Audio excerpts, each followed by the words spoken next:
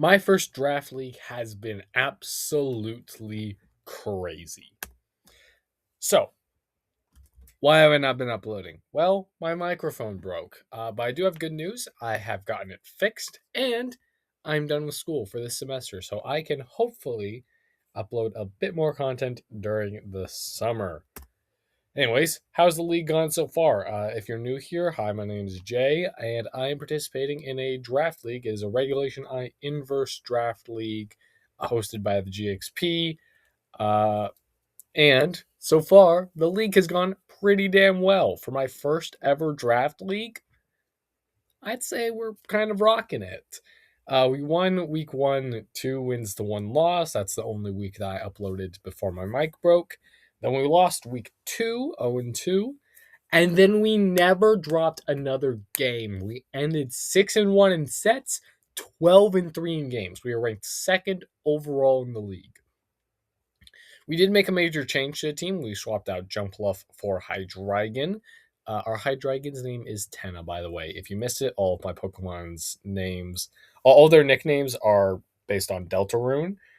We got Big Shot the Koraidon, Chris the Raging Bolt, Queen the Screamtail, Susie the Gothitelle, Rouse the Torracat, Noelle the Clefable, Lancer the Trevenant. I forget when Fernape's name was. I think it was uh no, Infernape's name was Rules. That's right. Yeah. Yeah, Infernape's name was Rules. Uh Sliggoo's name is Starwalker, and lastly, Hydreigon's name is Tenna. And also, we've officially made it to playoffs. Here's the team stats. Koraidon is not only the kill leader for the Torracats, but he's also ranked second overall in the MVP race for the league. And the Pokemon that was ranked first overall, they didn't make playoffs, so maybe Koraidon can take number one. We'll see. Regiwold has contributed a ton almost every time that he came.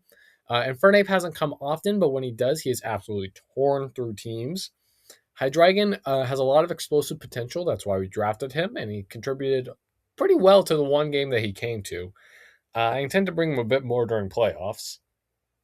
Gothitelle, Screamtail, Clefable, Trevenant, and Torracat, they all might not have had many kills, but they all provided some very valuable support that helps to bring the team together. And Jumpluff was complete garbage. I'm very sorry, Jumpluff fans, but yeah, that Pokemon sucks. Playoff picture. The playoffs will be single elimination, 8-player bracket, meaning there will be no round one buys, which kind of sucks because I would have gotten one if there was round one buys. This is different from how the original plan was. Or originally, the plan was we were going to have 3 more weeks, and they were going to be cross pool. Like there's 2 pools of players. There's 16 players in the league total, and we were originally going to do 3 weeks of cross games, meaning everybody would play 3 players from the other pool that they didn't play during the regular season. We scrapped that because a lot of players dropped. So now we're just looking at 8-player bracket, top 4 from both pools, and I'm in that. As always, the battles will be best 2 out of 3. There's a lot of scary names in this bracket. Let's break them down. The playoff opponents. The first seed is Chef Perry's Test Kitchen, also known as Parenthetical. They are the only undefeated player in the draft, and they were, in fact, the only player that defeated me. Their team uses Spam from Indeedee and Mewtwo and has a lot of other scary options like Zacian, Crowd, and Sneasler.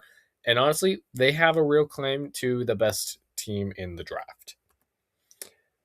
Me, second seed, K-State Torracats. Our strengths include using Koraidon and Raging Bull, 2 of the best Pokemon in the draft, as well as having a very dangerous Perish mode that if you don't prepare for it, it can run over your team. I think what makes the Perish mode extra dangerous is if you can prepare for it, you can dedicate a lot of resources just to beat the Perish trap. And hey, if I bring Perish, then yeah, sure, you'll just run me over. But if I end up not bringing Perish, then you just wasted all of those resources to something that I didn't even bring. Yeah, and I only lost 1 set during the regular season. Again, it was to Perry. Third seed, Floppagus, aka the New York Knicks. They only lost 1 set in the regular season, and it was to me.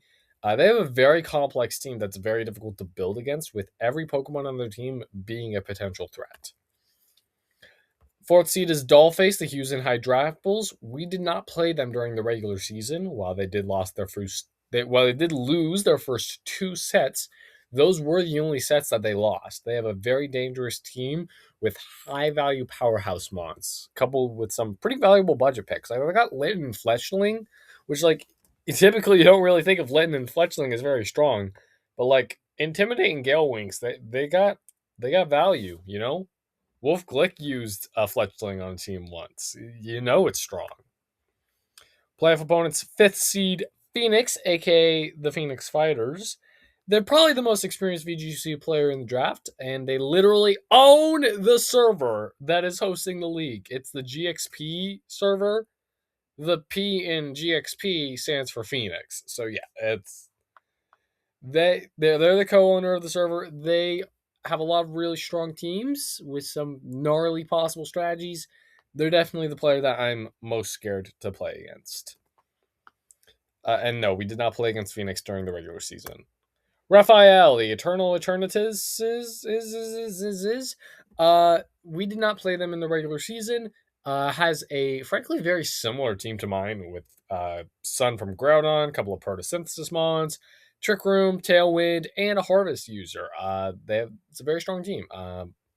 I'd be very interested to see how that matchup would go against me.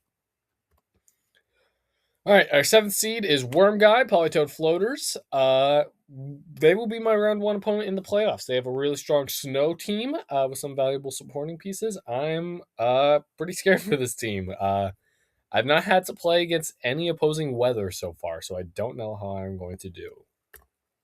And then lastly, playoffs opponent number 8, eighth seed, Banjax, the San Francisco Bay Leafs. They were our week 1 opponent who we beat 2-1. They have a really strong team, which also has Fluttermane, which I to this day believe is the single best Pokemon in the draft. I only beat them last time because we had some like really bonkers sets. I honestly don't think that I can beat them again if I play them. So I'm really hoping we don't. But we might. There's a real chance. Although I do believe I'm gonna go back to the if I play them, it would only be in the finals. So we'll see what happens. Uploads are going to start again next week. I am so excited to see where this league goes. If I get eliminated early, I will spend the following weeks recording and uploading commentary of my playoffs, not of my playoffs games, of my regular season game. I don't know why I said playoffs in the slideshow, but I will record commentary of my regular season games, similar to what I did with week 1 that I didn't get to do, and I will upload those. And also, if you're curious on how the other draft that I'm in went, I was in a 2018 draft. It went very badly. I ended up with a record of 1 win and 7 losses in sets. That league did not go well for me. I am very bad at 2018, I have learned. So we're not going to see any more videos from there, but we will see at least one more video from the Regulation I Inverse League. Thank you all for watching. I will see you next time, and I don't know how to end videos.